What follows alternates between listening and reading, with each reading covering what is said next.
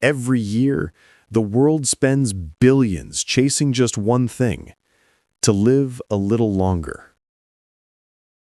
A new pill, a new diet, a new promise of youth. And yet, there are people who live past 100 without any of it. They live longer, healthier, happier. I'm Dr. Christopher Wilson, and today I want to share a story discovered by explorer Dan Buettner, a story about the real science of living long and what we've all forgotten along the way. In 1513, a Spanish explorer named Juan Ponce de Leon set sail to find the fountain of youth. He believed that somewhere, hidden between jungles and Florida's shores, flowed a magical spring that could wash away time. He never found it. But maybe he was simply looking in the wrong place. Centuries later, we're still chasing the same dream. Only now, our oceans are made of marketing. We cross gyms instead of seas, trust supplements instead of stars, and call it science. But somewhere, in our rush to stay young, we forgot how to live. I once believed the secret to longevity was in our DNA, that people who live to 100 must carry some golden genetic code the rest of us lacked. Dan Buettner thought the same, until he began his journey. He traveled across continents, searching for communities where time seemed to pause. Small mountain villages, remote Pacific islands, sunlit valleys filled with laughter. There, age wasn't an enemy, it was a companion. No one counted years by wrinkles, they counted them by shared meals, by morning walks, by the sound of children's laughter echoing across wooden tables. And that's where he found them, the blue zones. Places where people live long, not because they try to, but because they live right. If Ponce de Leon were alive today, he wouldn't be searching for youth on a map. He'd find it in these quiet places. In Sardinia, Italy, shepherds in their 90s still climb the hills. In Okinawa, Japan, women past 100 still smile among the flowers. In Loma, California, faith becomes medicine. And in Nicoya, Costa Rica, joy itself is the cure. Longevity isn't a prize for the strong.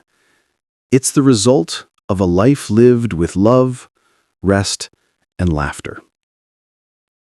Humans have always wanted to live longer, but those who lived the longest never tried to. They just woke up, did what they loved, and felt grateful to still breathe. The secret isn't in staying young, it's in growing old with a heart that still loves life. When Dan Buettner first arrived in Sardinia, the sun was setting. The last light fell across the gray, stony hills where dry yellow grass shimmered like silver thread. The silence was so deep you could hear your own pulse and perhaps the faint beat of a century gone by. The road to Villagrande Strasali was not easy. It wound, narrow, sometimes disappearing entirely into the mist. Dan drove through the bends, watching flocks of sheep scattered like drifting white clouds. In Sardinia, everything moved slowly, not because they chose leisure, but because the mountain demanded patience. Upon arrival, Dan met a man laughing heartily among his flock. Giovanni, 95, was small in stature, with bright eyes and gnarled hands gripping a wooden staff. When Dan asked if he ever considered retirement, Giovanni merely laughed. "My sheep haven't retired," he said, "so how can I?" That laughter echoed across the hillside, deep yet strong, as if time itself was chuckling along. And in that moment, Dan understood. Here, age was not an endpoint. It was proof of connection. The Sardinians didn't talk about being healthy. They simply were, because life here required it. They climbed slopes daily, carried wood, herded sheep, harvested vegetables, made cheese. No one called it exercise. It was just how they navigated another day. This natural rhythm was the finest gym nature had ever designed. Their meals were as honest as the land itself. Whole grain bread, beans, fresh greens, a touch of pecorino cheese made from sheep's milk, milk rich in omega-3s, and always a glass of deep, flavonoid-heavy Cannonau red wine, drunk as the sun dipped low, and friends gathered around an old wooden table. They did not diet. They did not count calories. They ate as their grandparents had eaten, little, real, and enough to sustain. In Sardinia, family is the center of the universe. Within the small stone houses, 3 or 4 generations lived together, laughing, enduring, and sharing. When the elders grew frail, they were not sent away to institutions. They were brought to the heart of the home, where every story began. Children grew up under the guardianship of grandparents, hearing tales repeated until they were memorized. And in those stories, they learned gratitude, love, and the way to live. The women of Sardinia are the soul of this place. They never needed a title of strong. They were the strength. They kept the hearth burning, kept the peace in the home, held the village memory in their hearts. When war or sickness came, they did not break. They led their families through it. No loud declaration, just the steadfastness of someone who knows that love should never yield. The mountains isolated Sardinia for centuries, but that very isolation allowed them to keep their identity, their dialect, their rhythm. Here, people still use words as old as the Latin spoken by their ancestors 2,000 years ago. Time, it seems, did not erase them. It only tempered them harder. In their isolation, they did not vanish. They evolved together, family, community, and tradition woven into a circle that never closed. As evening fell, carrying the scent of dry grass and hearth smoke, the men gathered in the small village square. They laughed, joked, teasing one another with a humor that was purely Sardinian, both sharp and sweet. Their laughter carried far, over the slopes, resonating between the rock and the wind. They did not know that this laughter was healing them daily. As Dan recorded in his notes, "Here, laughter is a form of meditation, a soft exhale after a life lived seriously." At night, the light spilling from the windows was a gentle gold. In every house you saw the same scene: elders telling stories, the young listening, someone pouring more wine, someone else bursting into laughter, someone nodding off to sleep. No one spoke of longevity. They simply lived, with love, with work, and with the conviction that every passing day held value. When Dan finally left Sardinia, Giovanni pressed a piece of bread into his hand. He said, "Take this, so you remember that we live by this, by the earth, by the milk, and by each other." Driving down the mountain, Dan looked in the rearview mirror, the village blurring into the haze, the hills curving like the backs of old men, and the steady plume of smoke rising from some distant kitchen. And he understood that the secret was not in the bloodline, but in how people chose to love each other, and how they chose to live together, and how they chose to stay with each other for so long.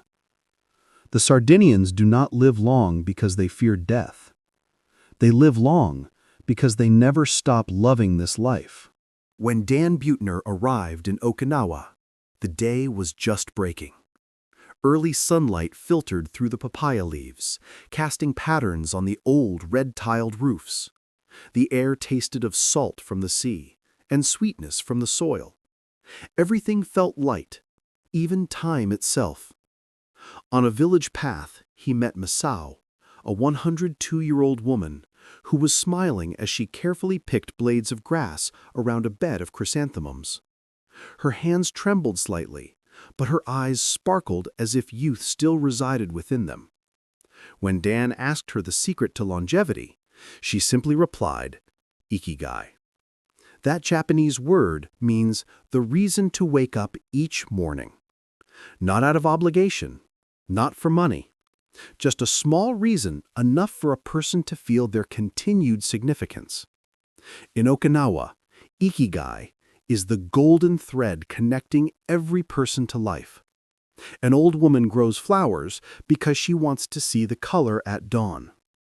An elder teaches martial arts to the children so they won't forget the warrior spirit of the Ryukyu.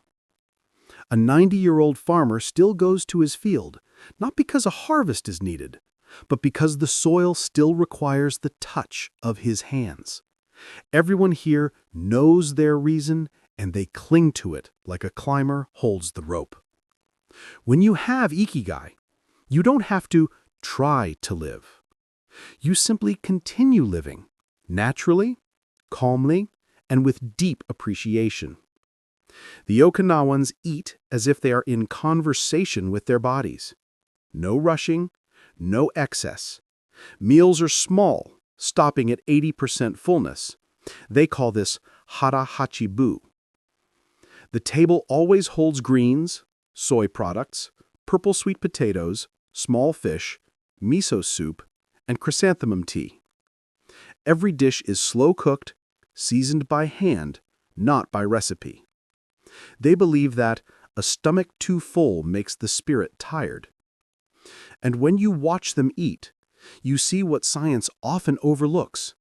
Eating is not just for survival, it is an act of gratitude toward life. In Okinawa, people do not live alone. They are born into a group called a moai, a circle of friendship formed in childhood that lasts a lifetime. 5 people, 7 people, 10. The number doesn't matter. What matters is that they are there for each other. If one falls ill, the whole group cooks meals. If one is grieving, the whole group visits. If one passes away, they are still mentioned over every cup of tea. No one is left behind.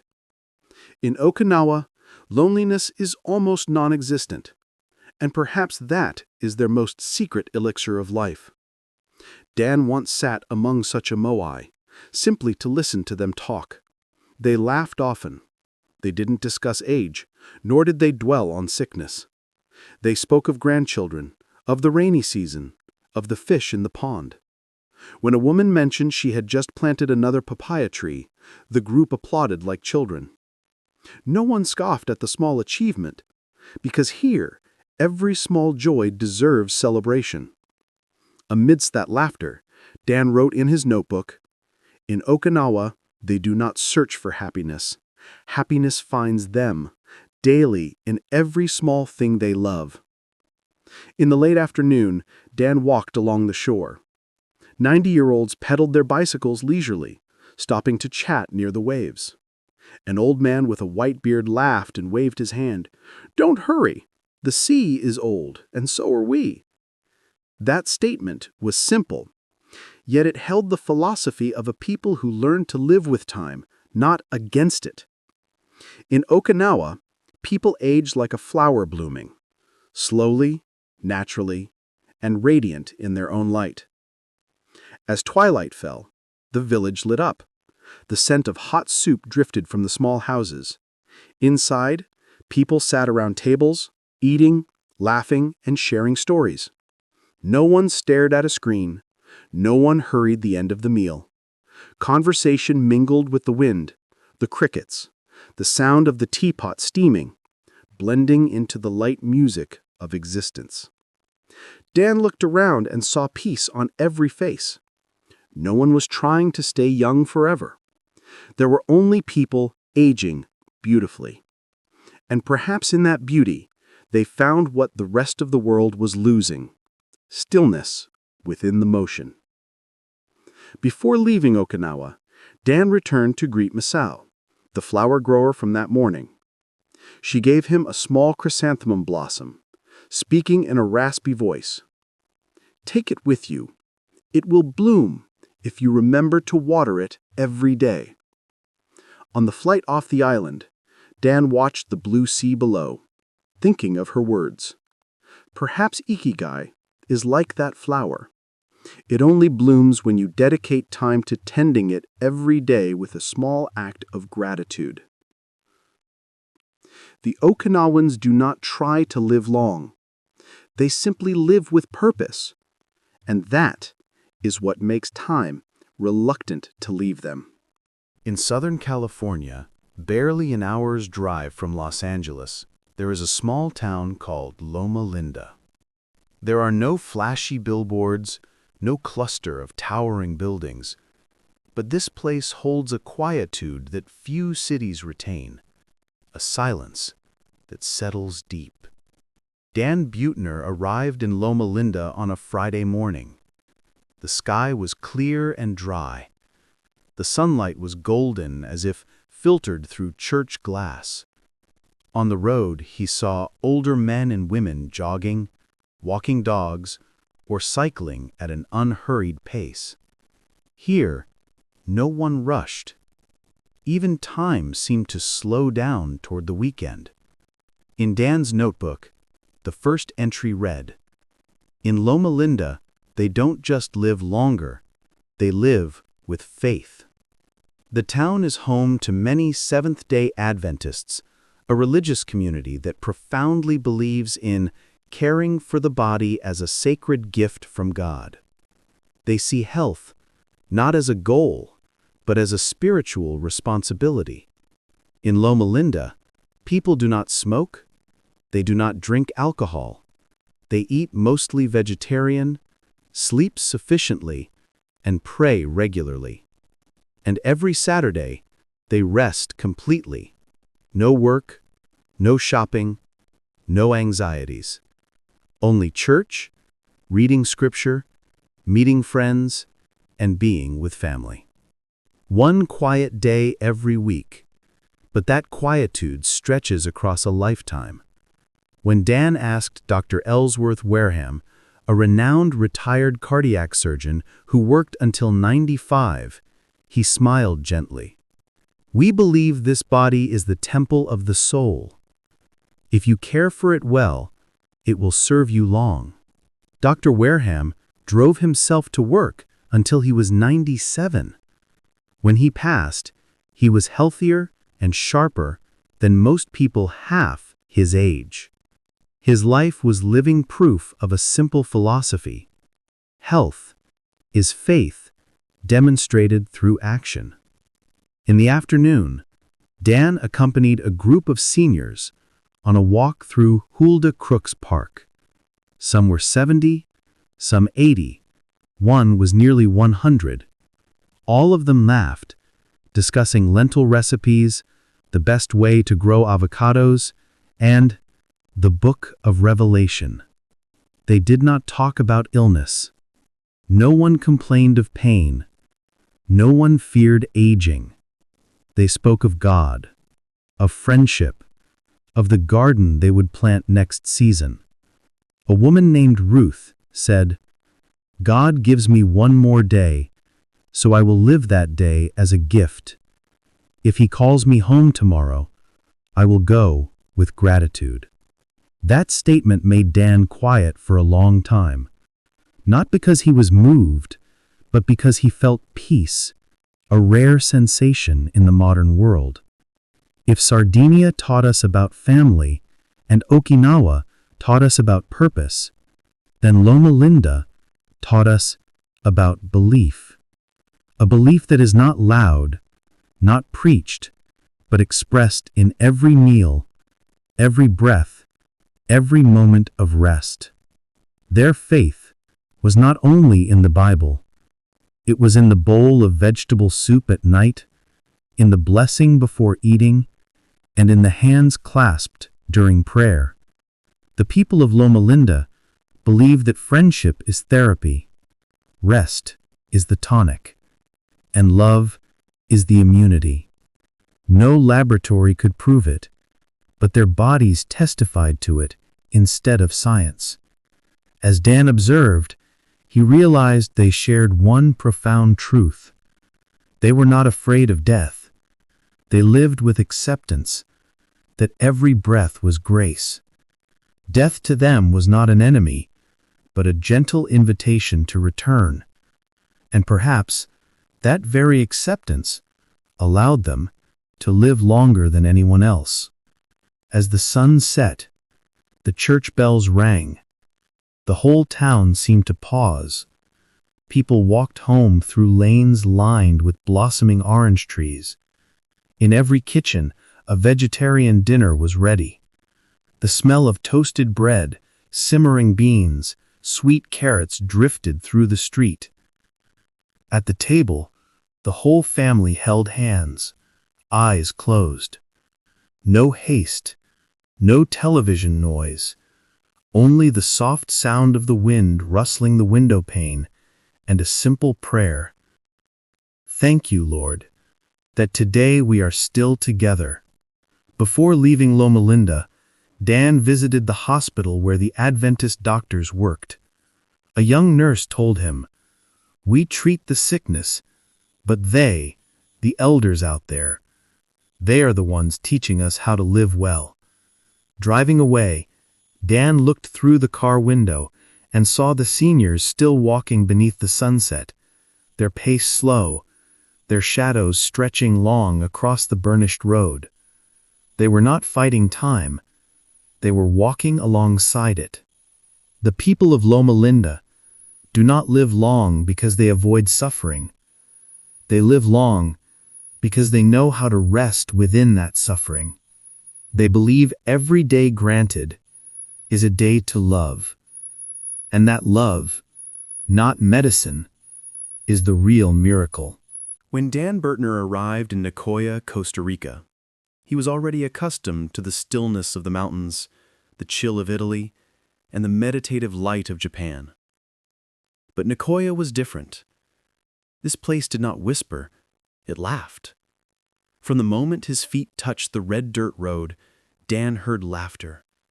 The laughter of barefoot children running, the laughter of a coconut seller in the midday heat, the laughter of an old man sitting on his porch, holding a cup of thick, black coffee, telling the story of his life with wit. Nicoya had no high mountains, no grand temples, no gleaming hospitals. Only earth, sun, water, and people tanned dark by the elements. Yet this region boasts one of the highest concentrations of people living past 100 in the world.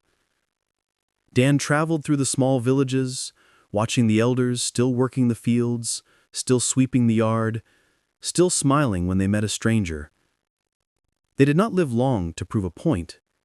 They lived long because they loved every simple day they were given. He met Jose, 101 years old, still tending his cattle and picking mangoes behind his house. When Dan asked for his secret to a long life, Jose winked. "I work, I laugh, and I never stay angry with anyone for more than a day." The answer seemed so simple it felt like a joke.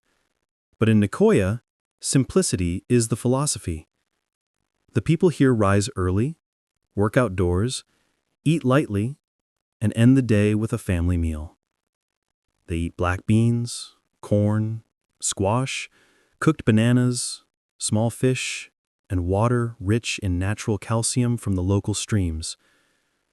No one counted protein or calories. They simply ate what the earth provided, trusting in the cycle of sufficiency. At noon, Dan joined a large family for lunch in their yard.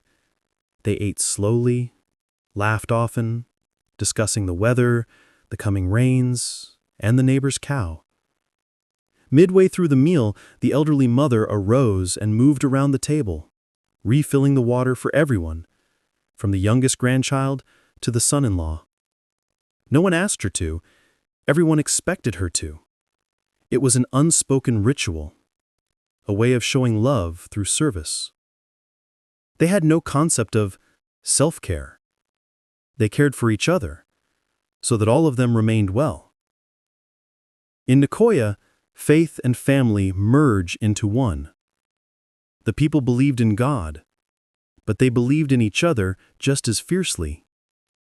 They didn't need a church for prayer because every morning, as the sun struck the red tile roofs, they already felt blessed. In every home, you would see photographs of parents and grandparents displayed prominently in the living room. They did not hide their age, they honored it. Age to them was not an endpoint, but a certificate of endurance. An older woman named Maria told Dan, "I don't count my years. I count the days I get to see my children smile." That was not a philosophy. That was how they measured happiness. The Nicoyans often used a phrase, plan de vida. It means life plan, but not as we usually define it. It was not a grand ambition, but the reason they stepped out of bed each morning. One person tended the vegetable patch, another cared for the grandchildren. Someone else repaired the church fence. They all had their plan de vida, small tasks that made them feel still needed. In other places, the elderly might be forgotten, but in Nicoya, they were the heart of the community. No one was left behind because they were the thread binding the generations together. In the afternoon, Dan walked along the small stream with Jose. The water was clear, reflecting the sunset. Jose shared that every day he still walked down here, sat on an old stone, and watched the sun go down. "This is when I speak to God," he said. "No words needed. I am silent, and he understands."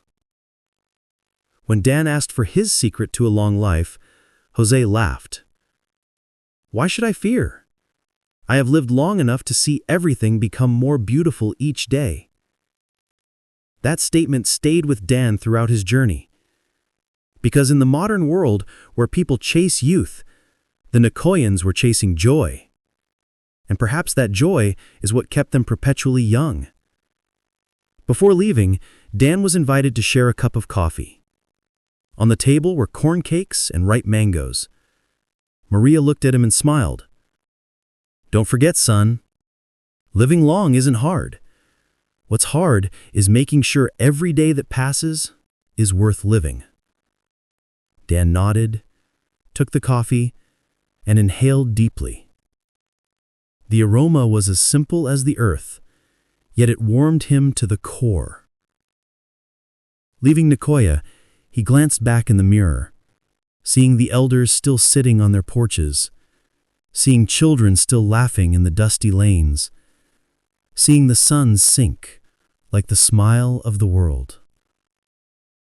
The Nicoyans do not possess great wealth, but they hold a treasure the rest of the world is losing: the joy of being alive and being grateful for it. After journeying through Sardinia, Okinawa, Loma, and Nicoya, Dan Buettner realized one thing: longevity does not come from a hidden secret. It comes from very ordinary things done very consistently over an entire life. People do not need to live like saints to live long. We just need to learn to stop, to love, and to simplify life until every day becomes a day worth living.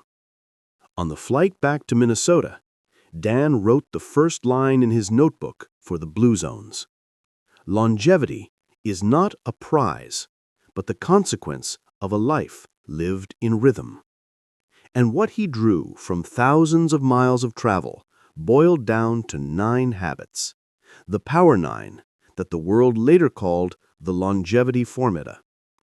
But to Dan, they weren't a formula.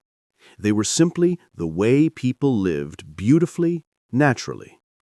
The people of Sardinia taught him that a healthy body needs no gymnasium, only a hillside. They walked, they worked, they carried water, They tended sheep, and then they sat to drink wine with friends as the sun set. They were active, but they never ran away from life. The people of Okinawa taught that living with purpose is a medicine worth more than any vitamin. A small reason to wake up each morning, to tend flowers, teach children, cook a meal, is the fire that keeps a person young. Because whoever has a reason to live will never fear old age. The people of Loma reminded him that faith is not just prayer. Faith is how you eat, how you rest, how you say thank you. Each week they stopped for one day to rest, to be quiet, to remember that the body needs peace just as much as the spirit. They called it the Sabbath, the day God rested. But in truth, it was the day humans were allowed to live again. And in Nicoya, Dan learned the simplest lesson. Living long is not about having wealth, but about having few troubles. Laughing daily, forgiving quickly, and being grateful that you still have someone to call out to. That was their secret. They lived within the embrace of family, under the sun, surrounded by earth and water, and nature itself was their physician. 4 regions, 4 different rhythms, yet they shared a single heartbeat. Connection. From these observations, Dan synthesized 9 principles, not for us to memorize, but to slow down and feel. That the body needs natural movement, walking, gardening, walking the dog, carrying things. That the mind needs rest, sometimes with a deep breath, sometimes an afternoon doing nothing at all. That the stomach should only be 8/10 full, and meals are for connecting, not just for filling up. That plants should be the center of the plate, and a small glass of wine, drunk with loved ones, is a joy, not a sin. That family is where every journey begins and ends. That friends are like medicine. Who you surround yourself with shapes who you become. And finally, that a deep belief, whether religious or philosophical, gives direction, reduces anxiety, and prevents feeling lost. Dan once said, "I didn't discover the secret to living long. I just rediscovered how people used to live, before they forgot." And perhaps, as he said, what helps us live long is not found in technology, but in how we treat each other. When we eat with someone instead of alone, when we laugh instead of arguing, when we stop instead of rushing, we are doing exactly what millions of people in those blue zones have done their entire lives. Living long is not about counting more years, but about making every single day more precious. Every morning when you wake up, ask yourself, today, what is my reason to smile? If you find that answer, no matter how small, then you are already living in your own blue zone. When Dan Buettner's journey ended, he carried away not a map of longevity hotspots, but faces. Every wrinkle, every smile, every shimmering eye. Giovanni in Sardinia, Misao in Okinawa, Dr. Wareham in Loma, Jose in Nicoya. They were not mere subjects in a study. They were living proof of something very simple. Longevity is not measured in the number of years lived, but in the quality of the days you wake up to. Aging, for them, was not about losing strength, but accumulating light. Those wrinkled hands had held grandchildren, had worked, had loved, had forgiven. They did not fight time, they walked with it, each step slow and tranquil, like someone who has memorized the entire song of life. And in that slowness, they found what the modern world has misplaced, the peace of a heart that no longer needs to prove anything. Dan recounted that once, leaving Nicoya, he looked back to see the people waving goodbye in the sun. They didn't say farewell. They just smiled, a warm, full smile, as if they already knew that every parting was simply a part of a long, ongoing life. As the plane took off, Dan wrote the final line in his notebook. It turns out, the secret to longevity is not staying young forever. It is learning how to age beautifully. Aging beautifully does not mean having no wrinkles. It means every wrinkle carries a cherished memory. It is not about maintaining strength, but keeping kindness and faith in people alive. It is not about clinging to time, but smiling as it passes, because you lived fully in every moment. If you were listening to these words, perhaps you too are walking through the autumn of your life. Remember, autumn is not decay, but the time when the light becomes softest and the heart becomes deepest. He paused for a beat, then his voice warmed. Living long is not to remain young forever, but to live fully every day. To see that happiness, it turns out, has always been right here, in every peaceful breath.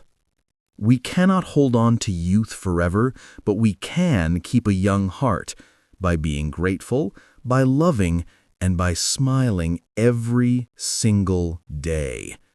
Living long is not a race against time, but a journey, learning to walk slowly alongside it. I am Dr. Christopher Wilson, and I believe the true blue zone is not located on any map, but within your own heart.